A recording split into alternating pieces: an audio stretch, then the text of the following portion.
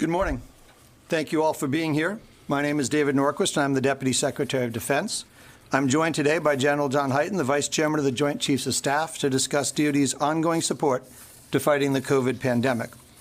I'd like to take a moment before we begin to recognize the over 40,000 Americans that we have lost to this virus, including 25 associated with the Department of Defense. Their families are in our thoughts and prayers. I know you've received an extensive update yesterday from General O'Shaughnessy, who is leading our domestic support to civil authorities, on all that DOD is doing to help state and local officials, building hospitals, and providing doctors and nurses. So today I'm going to focus on a couple of other topics in my opening remarks and briefly give you an update on two items. First, how the military plans to operate through the COVID environment, and second, the work we've been doing in support of our nation's long-term recovery to include strengthening the production capacity of the nation and aiding research on COVID. For those in the department whose missions are and operate like their civilian counterparts, we're doing all the normal things to include maintaining 6 feet of distance, washing hands, wearing face coverings, cleaning the workspace, and maximizing telework. We now have an estimated 970,000 active duty and civilian personnel teleworking with great success. For example, the Defense Finance and Accounting Service operates with 95% of its workforce on telework. Each month, DFAS makes over 5.8 million payments to civilians, active duty, Reserve, National Guard, and DOD retirees. But because they previously prepared for and practiced extensive telework, they are sustaining regular operations at full capacity. For those military individuals operating in environments where you cannot maintain 6 feet of separation, to include new recruits entering training, sailors in ships at sea, and others operating in constrained spaces, we are beginning to implement the following general process with variations that are unique to each particular circumstance. The first step is you screen with questionnaires and thermometers to identify the at-risk individuals. The next is you conduct a quarantine, 14 to 21 days, depending on the risk tolerance, to identify those who are infected but are not yet showing it.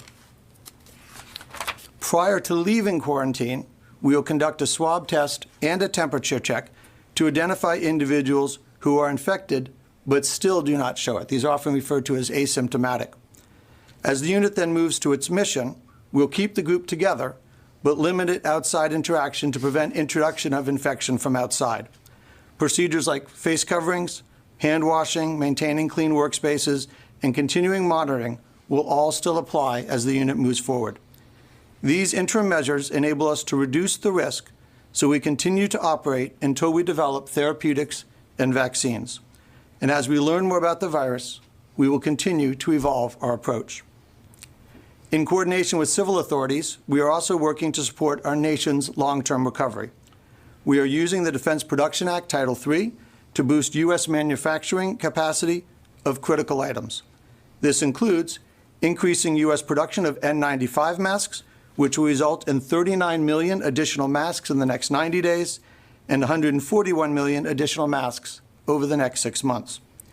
In addition, we're working with vendors to increase swab production from 3 million per month to 20 million per month. And moving ahead, we're working with vendors to evaluate increasing production of other PPE items, as well as the reagents for test kits and active pharmaceutical ingredients. Second, we have world-class researchers improving our understanding of the virus and working tirelessly with our interagency partners to develop therapeutics and vaccines. These efforts include studying COVID-19 in selected recruits and other populations on a volunteer basis to identify asymptomatic and pre-symptomatic prevalence of the infection, investing in innovative diagnostic technique capabilities and new medical countermeasures to detect, prevent, and treat COVID-19, collaborating with Health and Human Services on 3 vaccine candidates and numerous therapeutics in order to accelerate these products for clinical trials. These efforts will help us answer some of the major outstanding questions and enable us to better mitigate, treat, and ultimately prevent the virus from spreading. As we continue to do everything we can to support the COVID response, the Department of Defense continues with its regular mission. Over the next few months, for example, we will conduct war games and experiments to evaluate different fleet designs and joint warfighting concepts to ensure we are prepared for the challenges of the future and not just for today. Finally, Let me close by thanking those service members who, as we talk, are standing watch around the world to ensure the Department remains prepared and ready to protect the American people from those who wish us harm. With that, I'll turn to the Vice Chairman of the Joint Chiefs of Staff to say a few words before we take questions. Vice Chairman. Thank you, Deputy. Good morning, everybody. The U.S. military remains ready and continues to operate around the world, and that includes providing personnel, supplies, and support to the public health crisis here at home. I also want to start by offering condolences to the families of those we have lost to COVID-19. And our top priority remains the safety and protection of our troops and families from COVID-19, especially our more than 50,000 service members, which includes more than 4,200 doctors, nurses, and medical personnel currently deployed across the United States working to protect the American people. The United States military continues to support the whole of government response to the COVID-19 pandemic. Our COVID operations have evolved here in the Pentagon and in our combatant commands. As you know, it was a very, very intense and active period the first few weeks here in the Pentagon. But now our operations are starting to smooth out and normalize. We still have more people engaged now than we did before, and that still increases every day. But it's similar to any other operation we have going on around the globe, whether it's the Middle East or the Pacific or the Europe, wherever. For example, if we have an operation, one of the priority jobs of the Joint Staff and the Secretary of Defense is to quickly push forces to a combatant commander. In other words, the combatant commander will make the request to the Secretary of Defense, and then we work to get them the forces. When we lay down the forces, we lay them down where the combatant commander requests. In this case, FEMA is working together with Northern Command, General O'Shaughnessy, to figure out where the forces go. And once the forces get there, they're now General O'Shaughnessy's forces, and he can move them as he needs. The Pentagon role begins to lessen, which is where we are now, starting to normalize. General O'Shaughnessy keeps us informed, but we don't have to move the forces for him or to him for the most part. If he needs something else, he'll come to us and ask, and we'll push those forces. But he has significant forces now spread out across the country. Supporting General O'Shaughnessy and FEMA is still our top priority, but now we're starting to get time to think about what comes next as well. So the other piece I want to quickly highlight is to expand what the Deputy just talked about in terms of testing. So we're creating a new framework for COVID testing in the department. We're moving from a diagnostic focus to a diagnostic plus screening focus. In other words, that means we have the ability to expand our testing capabilities to wider military populations, prioritizing the highest risk to forces and ensuring our strategic mission assurance. And as testing supplies become more prevalent over the coming weeks and months, we'll continue to apply that testing along with social distancing, facial coverings, quarantines, the other things the Deputy mentioned, where necessary, and we'll work our way through tiers. The Secretary of Defense recently approved tiers for our forces to prioritize where we apply the testing concept the Secretary just described to you. Tier 1, critical national capabilities, like our strategic deterrent, our nuclear deterrent. Tier 2, engaged fielded forces around the world. Tier 3, the forward deployed and redeploying forces. And Tier 4, the other forces. So we've already started with Tier 1, focusing our supplies and efforts on these critical forces, like our strategic deterrent, making sure that they're always full up, always ready to go. It's important to note that testing by itself, as the Secretary described, does not enable us at this time to improve our readiness and availability. Testing alone does not do that. However, it is a powerful tool that's helpful when complying with quarantine and the other public health items that can improve our overall force availability. So we're working with HHS, FEMA, the White House, and industry to turn what currently is a testing supply problem into a logistics problem, because when it becomes a logistics problem, that's something we're really good at. So I want to close by thanking all the servicemen and women, especially our medical professionals, our reservists, our guardsmen that are deployed in harm's way today. I want to recognize each and every one of them who are in this fight.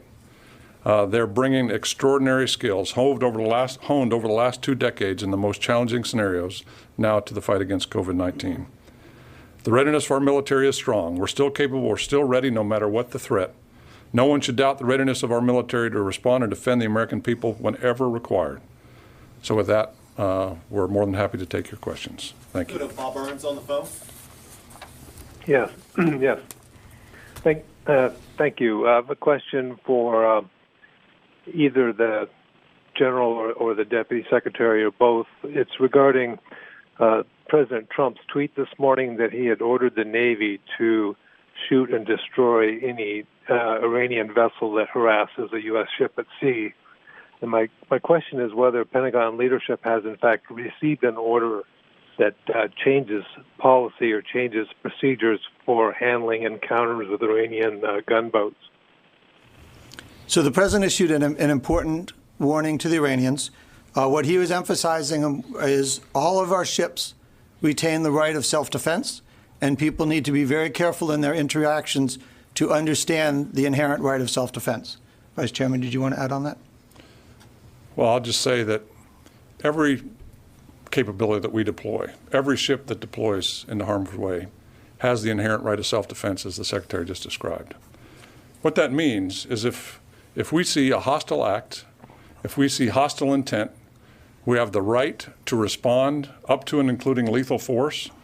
And if it happens in the Gulf, if it happens in any way, we will respond with overwhelming lethal force if necessary to defend ourselves. And it's really that simple. But nobody should doubt that the commanders have the authority right now to respond to any hostile act or hostile intent. I have a quick follow-up to that. So what you seem to be saying is that, of course, this has been the existing policy for a long time, self-defense. So this communication from the president does not, in fact, then you're saying represent a change in how you handle this. The president's describing and responding to poor behavior on the behalf of the Iranians, and he is emphasizing and warning to them about the challenges of what they create. So I think it was a very useful thing that he put out, and I think it's an important thing for other people to understand and take very seriously. So I like that the president warned an adversary. That's what he's doing. He's providing a warning. If you want to go down that path, we will come, and we will come large.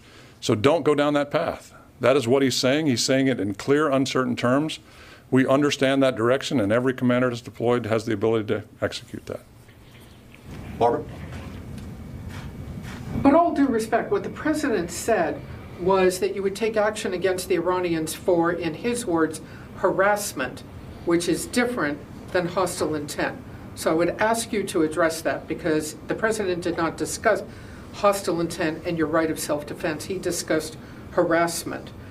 Also, very quickly, General Hyten, in addition to that, I would like to ask you your current assessment. Do you currently believe that Kim Jong-un is fully in control in North Korea? What is your assessment of his control of his regime right now? On testing, when are you going to be able, you said there's a testing problem, when are you going to be able to fully test all three tiers? But the first thing is, the president said harassment. He didn't discuss hostile intent, to the best of my knowledge. I think the intent behind his language is clear. I think when you talk about harassment, you're talking about actions designed to provoke, actions designed to threaten. And I think that the choice of language, what we're using is the terminology in our air, but I think it's a very clear message that the Iranians should understand. So that's a difference then. You are saying you now will take lethal action against harassment. So, the way you started your question always strikes me as interesting, because every time I hear the words, with all due respect, here it comes right after that. And so that's the way I look at it. Now, the president made a clear statement. I think the Iranians understand that. I think the American people understand that. Now, we, as the military, have to apply that clear direction from the commander-in-chief into lawful orders that we execute. And we know what that means. We have no doubt what that means. Now, if you come across and you're in a safe distance and you're waving, that's one thing. If you have a gun and you point it at me, that's another thing. We know exactly what that means. So if you cross that line, we know what that line is, and we will respond. We don't need any more direction in order to do that. I think the president's message was crystal clear, and we don't need any more actions. Now, as you talk about Kim Jong-un, I've read the newspaper articles. I still read the news because you never know, I might find something in there. So when I looked at the news, I was interested. So I can tell you that in the intel, I don't have anything to confirm or deny anything along those lines. So I assume that Kim Jong-un is still in full control of the Korean nuclear forces and the Korean military forces. I have no reason not to assume that. And then testing across all the tiers. Mr. Secretary, do you want to start down that path? Testing on When do you anticipate, the general indicated that there are challenges nationwide in having a full testing program. So I am curious what your current thoughts are on when you will be able to achieve full testing. I believe General Milley wants 60,000 tests a day within 45 days. When will you get to that? And part of the reason I ask is we now know that a number of sailors aboard the TR suddenly were negative asymptomatic and tested positive at 14 days of isolation, which suggests testing may not be, as you said, the full measure of being able to define a healthy crew. When do you anticipate you're going to be able to test? So let's take a moment on your description, because I think it goes into the approach that we are taking, which is the reason you put somebody into quarantine is the idea that they may have had an exposure to the virus that hasn't developed to the stage that you can catch it on a test. By putting them in quarantine for 14 days, by the end of the 14 days, if they did in fact have it, it would most likely have developed to the point that either they'd have symptoms or a test would catch them even if they were asymptomatic. That's why we designed our approach this way, which is you do the quarantine first. If they are positive, you give it the maximum chance to develop. Now, one may decide, is 14 days enough? This is one of the things we're just going to learn and evolve with over time, which is we also don't know, by the way, that after 14 days when you test positive, are you still contagious? Or are we finding remnants of something your body fought off 7 days earlier? These are all the measures that we have to go through. When I talk about our research, it's to understand how long are you contagious? If you're asymptomatic, are you contagious, and at what periods can you get it a second time? So those are all the things. So the question of, we want to move through each of the stages, but part of what we're doing is refining the approach and the techniques as we go through them. So I don't have a date where I want to hit X number, thousands of tests, but I think for the critical ones, we want to get those done right away, and we have a plan to do all of the highest priority tier ones. If not, I believe it's this month, right? We'll get through all the... We'll get through all the tier ones this month, right. and then I think we'll rapidly get into tier 2 and tier 3. To get to the entire force, the 1.4 million active duty, and the entire Guard and Reserve is going to take us into the summer. But I think we'll get to the deploying, redeploying forces, the forces engaged, all the tier 1 forces next month, and we're already basically working hard on the next carriers going out, the next submarines going out, the next basic training classes. We have moved a lot of stuff into place right now, so we're moving quickly. It is a supply issue right now, which is causing us not to be able to go down the full spectrum of all the forces. So we'll have to, that's why we came up with the tiered approach. The other thing I just highlight is your testing plan depends on when they set sail, right? So if I have a ship that's in, I'm not testing the crew until I've put them in quarantine right before they set sail and they come out. So a lot of these events, people deploying in others, at some point in the year that hits a triggering event, it's just not a matter. If you just do a blanket test, everyone goes home at the end of the day. The next day they could have picked it up at home. So you really haven't provided yourself the level of protection. That's why our procedures are cued on events and on quarantine periods. Tom? Yeah, I want to hit testing again, General. Again, General Milley said 60,000 by the end of May, early June. Do you think that's realistic? Can you achieve that? What do you need to get there? And then also, what is the daily testing number you expect to get to for the entire force you mentioned by this summer? Do you have a number on that? So we certainly can, confident we can get to the 60,000 end of May, early June. I think that's one. What we're going to try and get. Tier 1. That will cover the tier 1 and potentially beyond. Again, part of this is. That should get to tier 2 and tier 3. 60,000 a day should get to that entire structure. Oh, yeah, I'm sorry. Did you say 60,000? 60,000 by the end of May, early June. What will that cover as far as the force? So I'm not sure I'm following the 60,000 a day. We were looking at. That's what General Milley said the other day, is building up to that capacity. To build up to, we only need about 50,000 a week, 200,000 a month to hit the core functions. 60,000 per day by the end of May, early June. That's his aspiration. So Okay. the question is, what will it take to get there?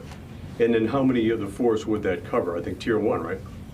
No. If you did 50,000 a week, you could make it through tier 1 and start into tier 2 and tier 3. You get to 60,000 a day, you're able to hit a much broader range of things than our initial planning would prioritize. So it's a good aspirational goal, because when you get there, you can do a lot more things.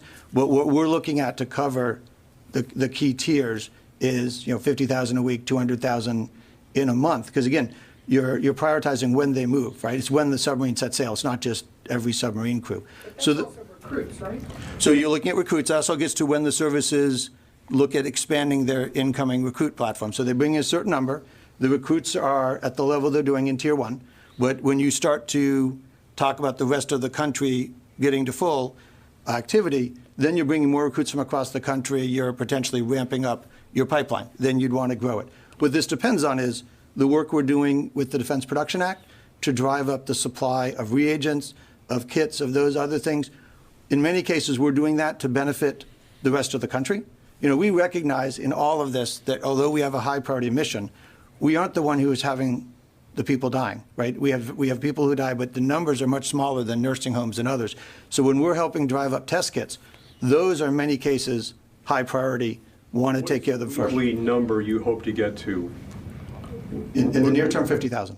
50,000. But again, down the road, what is it, the number you hope to get to so you're confident for the entire force? So when we get to the number that General Milley said, we'll be able to cover the entire force.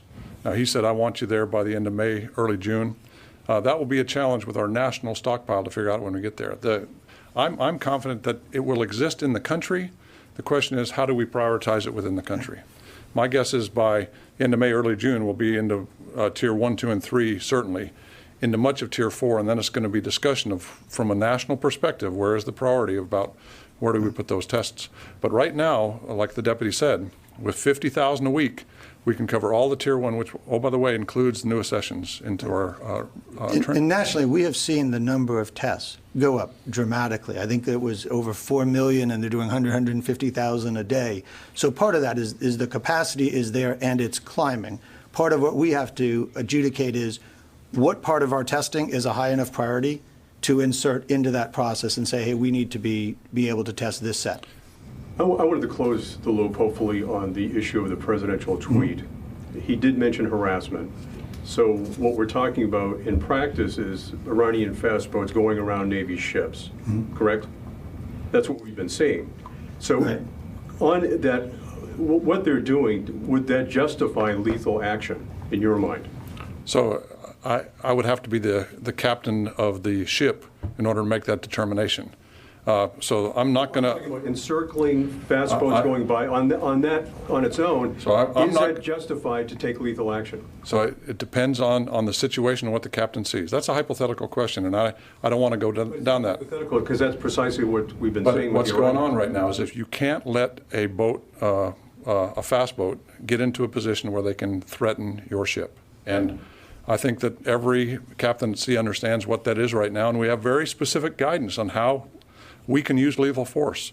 I go back to what the president says sends a great message to Iran. That's perfect. We know how to translate that into our rules of engagement. We don't talk about rules of engagement in public, but they're based on the inherent right of self-defense. They're based on hostile intent and hostile act. That's all we need in order to take the right action. Go to Phil Stewart on the phone.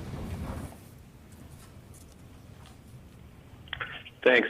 On Iran, can you please let us know your assessment of their satellite launch? And what do you think that getting back to the president's tweet, do you think that this latest episode of harassment of the ships was a break from, there had been a long lull, was a break designed to send a message, or was this, is the assessment of the folks out there that this was just an aberration, some local commanders getting excited? Thanks. So let me first comment on the space launch. DOD has and continues to monitor closely Iran's pursuit of viable space launch technology and how it may relate to its advancement of its ballistic missile program. And Iran's ballistic missile program remains a regional threat to U.S. interests and those of our allies and partners, and we remain confident in our ability to deter or defend against threat posed by Iran and its proxies. But we view this as further evidence of Iran's behavior that's threatening in the region. I think when you look at the behavior of their boats, that was the second part of your question, I don't know that I can ascribe full intent to it, but you look at it, it's the same malign behavior that they have practiced in other areas, and it's very careful. They understand that there are limits and lines that they should not cross because of the consequences to them. Vice Chairman, anything to add? So regarding the Iranian space launch, everybody in this room and everybody around the world should know that we watch every rocket and missile that comes off the face of the earth, and we track it and characterize it very precisely. So we did that with the most recent Iranian launch. I won't tell you exactly what the intelligence says because that's classified information, but what I can tell you is it went a very long way. And if you have a missile that goes a very long way, and whether it works or not and puts a satellite in space or not, I won't go into those details, but it went a very long way, which means it has the ability, once again, to threaten their neighbors, our allies, and we want to make sure that they can never threaten the United States. So we watch that very carefully, but this, like the Secretary said, this is just another example of Iranian malign behavior, and it goes right along with the harassment from the fast boats. We're trying to create a safe environment for maritime transit in that part of the world. That's what the force over there is to do. And the malign behavior of Iran that questions that causes significant risks to the safety and security of that region of the world and therefore the world as a whole. So you put those two things together, and it's just more examples of Iranian malign behavior and misbehavior. Can I just ask why you won't characterize whether the satellite launch was successful when other launches have been characterized, and why is this one being treated differently? I'm not treating it differently at all. It just happened, and it takes a little while to characterize exactly what goes into space. So once it's characterized and once it's out in public, I'll be glad to sit here and talk about it. But I'm not going to talk about what happened in the end game of a rocket that just happened, because I've been launching rockets my whole life. There's a lot that has to happen before a satellite becomes operational, or whether it even works or not. And it takes a long time to characterize that because it goes around the world. So it's just early in the process of doing that. So by this time tomorrow, I imagine if I was standing up in front of you, I could explain exactly what was going on, whether it was successful or not. I just don't have that information yet. Where do troops who are mobilized within the U.S. for pandemic response fall within the testing tiers that you guys are trying to stand up? So if they're mobilized for pandemic response, so you think of the doctors going in. So much like doctors in any hospital, they're almost in sort of the tiers area, which is you've got people who have symptoms you have to test, and you've got those that you're supporting in those responses. So if they start having symptoms, they have exposures, they're part of that. So they would clearly be in Tier 1 if they weren't already covered by the normal testing procedures that CDC has put out as their first priority. So that's but they're always a priority for us. So you said tier 2 or Tier 1? I think you said Tier 2 first and then Tier 1. No, they'd be Tier 1. But yeah. But what he said is really important because they're really Tier 0. And it's probably something that's worth, when I talked about moving from a diagnostic to a diagnostic plus screening, the diagnostic requirement is not in that tier screening approach. The diagnostic requirement is basically Tier 0. And that includes the doctors, the nurses, and it includes anybody that becomes symptomatic. If you became symptomatic in the Pentagon or were in close contact with somebody who was symptomatic, you would get a test. That is a Tier 0 test. That's the diagnostic piece of the puzzle that still continues. So it's when we go to diagnostic, which is all we've been doing, to diagnostic plus screening, that's where you get to the tiered approach. But as far as guard troops mobilized for testing stations or for logistics and stuff like that, considering they're not at home, they're not sheltering in place, and they're having repeated possible exposures, where would they fall on that spectrum? That would depend on whether there were symptoms, whether the risk of exposure was such that a doctor felt that they needed to be tested. So each organization would do that, but it's similar to another person or other, which is if there's a symptom of it, or if there's enough risk of exposure to justify it that a doctor said you need it, then they would get the test.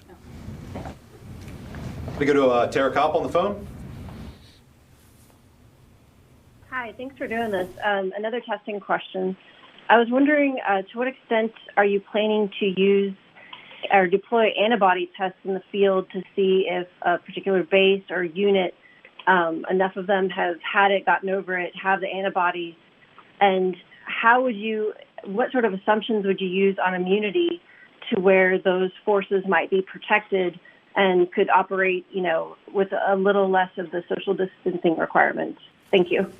So those are great questions because, yes, the answer is we are participating and working with the interagency process on antibody tests.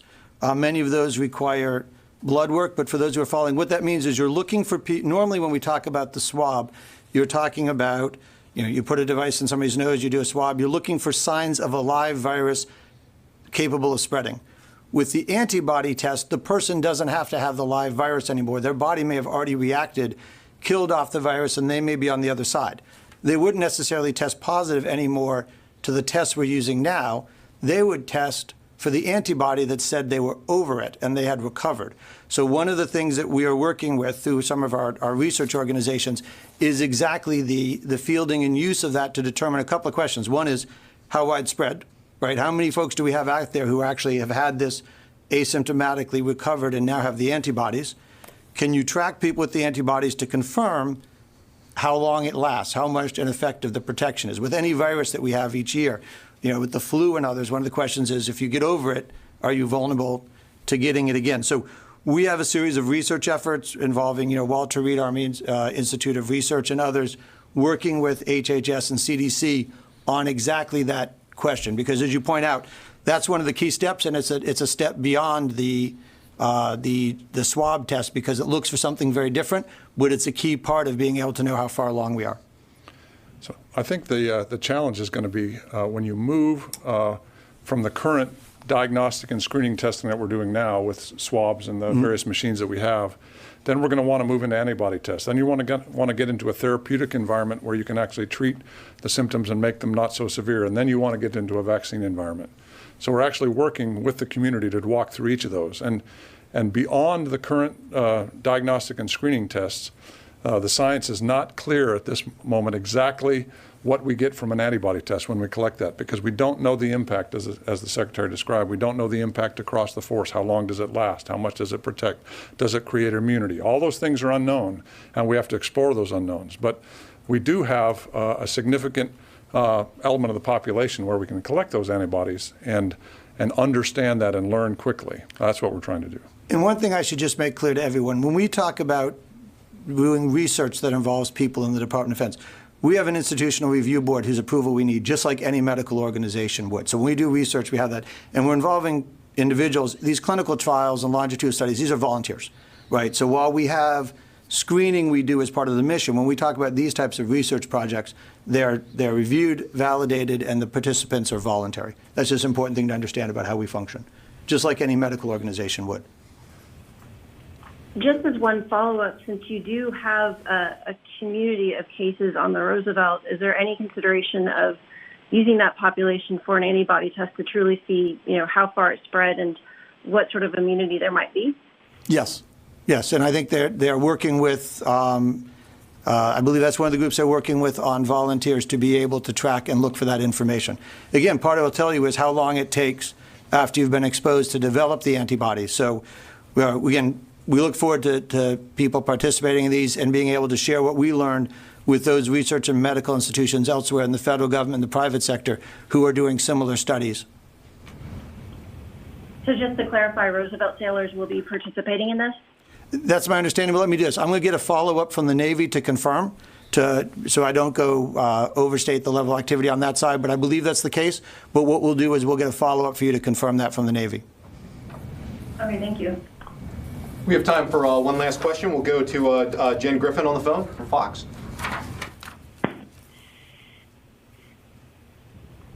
Thank you very much. I have a question about the belief in the military that this is going to return. And is it your assessment on the task force that when it does return, that it will come back more virulent? How frequent will it return, and how are you preparing for that? And separately, the Army Corps of Engineers is continuing to build out convention centers, but the beds are not being used in many of these cities. Is it still a good idea to be converting all these convention centers when some place like Florida is already going back to sort of normal social interactions? So I think when you look at what happens next with regard to the virus, you have a couple things. One is, as people begin to return to, I won't say completely normal, but return to businesses and other activities, and you have a potential risk of the virus returning, you want to be assured that you have the capacity that if there was another outbreak, you have the beds, the facilities, the doctors, et cetera, supported. That's part of the buffer that you build because you have time. So I think you will see us continue to, with fiscal prudence about not wanting to overstate it, but to be ready so that if something happens, there is the capacity to handle it. The question of whether it returns, though, depends on the nature of how the virus evolves. So we'll have potentially the opportunity for therapeutics, which will reduce the severity. We may have a number of people whose immunity reduces its ability to transmit. There is an open question I don't know the answer to, which is how it does in summer versus winter, and the question of whether that causes it. Certainly people spend more time indoors in winter, which increases the transmission risk. So that's one of our unknowns about how it returns. It's something we don't want to assume won't happen, because we need to be prepared to have the masks and the facilities and the beds to be able to mitigate that risk. But that's one of the things that gives confidence to people in reopening is if there is a return in a hot spot in a city, we know how to get it under control. We can move the DOD forces, the medics that were available elsewhere, to that location while they get it back under control. So that's the balance that we as a nation are going to have to take going forward. So it's the job of the military to prepare for worst case scenarios. So we will take the lessons learned that we have from this outbreak. We will plan for something worse to happen in the fall. We hope that therapeutics and vaccines and all kinds of things come into place that make sure that doesn't happen. But we have to plan for the worst case and assume that we're going to be there. And then regarding the convention center beds that the Army Corps of Engineers are building, they're building those in response to requests from governors and states. And I've been asked, does it bother you when you look at those convention centers and you see the beds empty? For gosh sakes, no. That's what I want to see. I don't want to see beds full. If you see beds full, that means that the local capacity of the local hospitals to handle this have been overwhelmed, and now we're into an emergency situation. We want to make sure we build all capabilities ahead of need. We want to make sure we push supplies forward ahead of need. You always want to have excess capacity, not too little capacity. And so it doesn't bother me at all that many of the convention center hospitals that have been built are empty right now. We have to be ready for the worst case, and we hope it never comes. So I'm happy when I see empty beds in the Javits Center. I'll just leave it at that. Thank you. Barney, any closing comments, gentlemen? Well, again, let me just thank you, everyone both in the room, those on the phone, and those watching on TV for taking the time. I appreciate your interest and support for this subject. And again, the men and women of the armed forces, and particularly those in the medical community who have gone out and moved and deployed to be able to respond, I thank them for their quick and prompt response. Stay healthy, stay well, wear your mask. Thanks very much, everybody. Thank you, everybody.